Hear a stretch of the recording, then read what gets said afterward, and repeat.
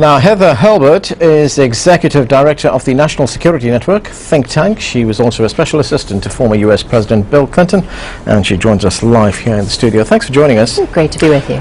You know, we had one analyst here at Al Jazeera say that Osama bin Laden is largely irrelevant. You know, when we talked about the events of the past 24 hours. Is he irrelevant?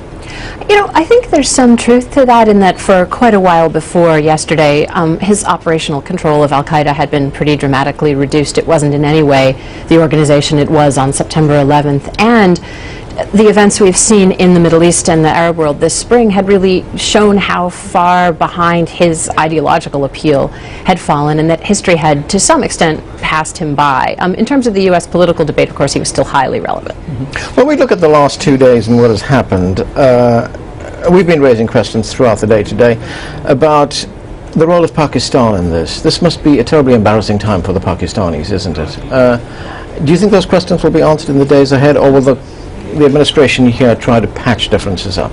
Well, I think both things will happen. That there'll, of course, be a lot of curiosity, and there's already a lot of anger here, understandably. How could it be the case that such an enormous compound was built just down the road from Pakistan's West Point and operated for years? That's very, very hard to understand from the American perspective. On the other hand, as people much smarter than me have concluded over and over again, there's actually no alternative to continuing to work with Pakistan in the region. You know, you can't make it go away. It's an important country, soon to be the world's largest Muslim country, pivotally located. So there's going to be no choice but to continue to try to find ways to work with all the different, both the military and civil society aspects of Pakistan.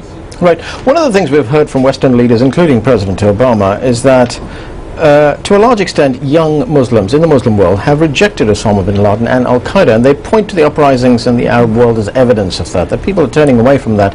They want democracy, but that doesn't automatically mean that those young people are now embracing the West, does it? No, and I think it's a bit oversimplistic to suggest that people move from one to another to another. There's been a clear decline in polling support for bin Laden over the years, frankly, as it became more apparent how many Muslims were his victims. Of course, many more Muslims than Christians or Americans.